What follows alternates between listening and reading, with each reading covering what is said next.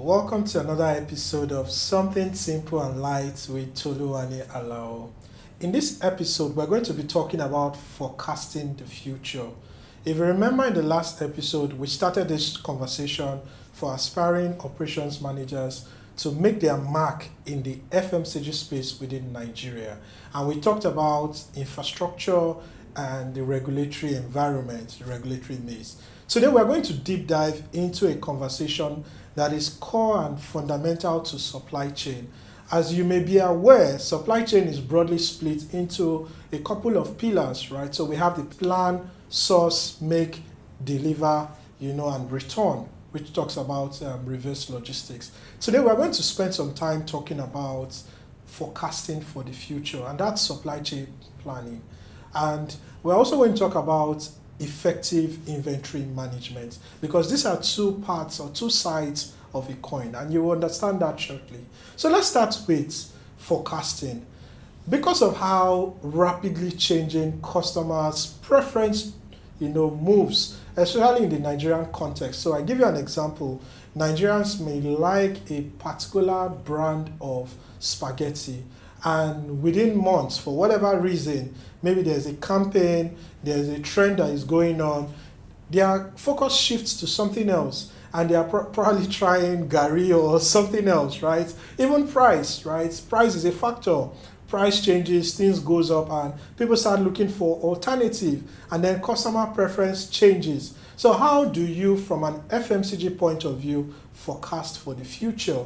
Because this heavily impacts your operations, right? For you to be effective at executing your operations, you really need to have some sense of what customers expect, the volumes, the SKUs, right, the brand, the variety, and all of that. And this is where forecasting comes into play, right? Now, what typically happens is that most people forecast from historical sales numbers, right?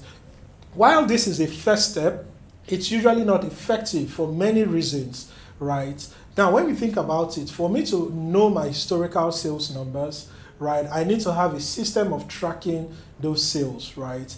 And this is usually backward looking. So I sell at the end of the month, and once the month is ended, for me to plan what I'm going to do for next month, I look at what I sold this month that just finished. There could have been circumstances or events or seasons that triggered the sales of last month, and this could be misleading in a very competitive market like FMCG, right? Best practice, and what we're seeing now going forward into the future, is utilizing real-time sales number, not just historical sales numbers, but real-time sales numbers, to understand what is the customer buying today, what is the customer buying now, right now. And this requires investments in the use of technology, right, and partnerships with retailers, with sellers, wholesalers, distributors, and all of that, just so that you're able to have a glimpse as to what customers are demanding right now. And that fits into your system to say, based on what I can see right now, this is what I should be planning to sell. This is what I should be planning to produce. We call this demand sensing, right? The ability to sense a demand, right? And this, with the advent of technology and even tools like AI, right, we're able to begin to capture a sense of the demand of the market,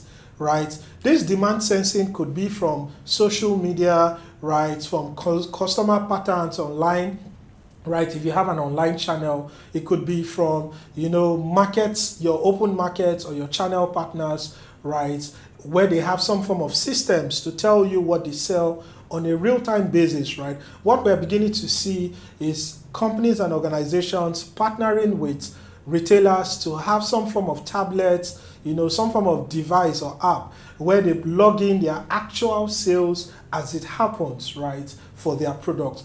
That is such a instrumental, data point to have for your business, right? So demand planning, demand sensing, supply chain planning, all of this fits into having visibility into the actual customer what the customer need. And this makes it easier, for you to have robust plans that are as accurate as possible, right? So forecast accuracy, another keyword here that you should note, it's such an important KPI for FMCG planners, right? Because you want your forecast to be as accurate as possible. If I cannot, rely on your forecast, then I cannot plan. And if I cannot plan, I'm going to lose a lot of sales opportunities, right? And that's not something you want for your business. Let's move to the next part of this conversation, which speaks to effective inventory management, right? And you can begin to appreciate how this ties, because of my plan, I can decide how I want to store inventory, what kind of inventory, what brand, what SKU of inventory, and you want to store. What you do not want is to overstock inventory, because this has an impact on your bottom line, right?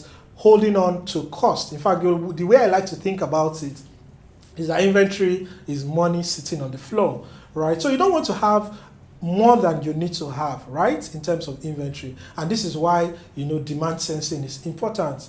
Again, you also do not want to have less than you need to have. So one of the worst things that can happen, to the FMCG operations manager is to have customers request for a product and you cannot give it to them, right? That's a lost sales opportunity, and that's something that is just not good for business, right? And all of that. So with the FMCG space, right, there's a lot around shelf life, there's a lot around seasonality, around changing customer preference, and we need to be able to balance the demand with this inventory so that you do not have excess inventory or too low of an inventory, right? This is so important. So effective inventory management strategies such as just in time. So this is to address, the holding costs. So you don't have to hold inventory if you do not need to have those inventory. And that's one strategy that is used. Another strategy for effective inventory management has to do with doing first in, first out, especially for items that are date, sensitive. So things that expire, right? What you don't want is to have given out something that would expire later first, and then you have, something else that, is going to expire next week, and you've already sold, what's going to expire in 6 months, right? So you call it first in, first out, or first to expire, first out. And these are ways that we are able to ensure that your inventory is always moving, right? They are not sitting longer than they need to, and you are not losing out on sales opportunities. So effectively, the key message I want you to get from this episode is that effective demand forecasting, right, has an impact on efficient inventory management. So if your forecasting is properly done, if you have good forecast accuracy, then you would, have efficient inventory management, right? And you're able to, pass on that savings to your business, and you're just going to be an excellent, wonderful operations manager, right? So these are some of the things that you want to think about, right? Ensuring that your demand is done, your demand planning or forecasting is done properly by leveraging partnerships with, the consumer side of things. So having visibility into what customers are actually buying as real time as possible, right?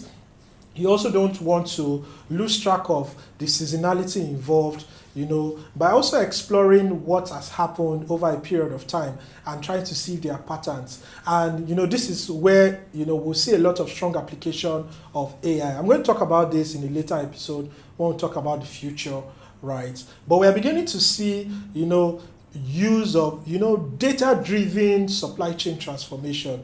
These are some of the things that you can get, from leveraging all these points that we've raised today. All right. Thank you so much. See you in the next episode.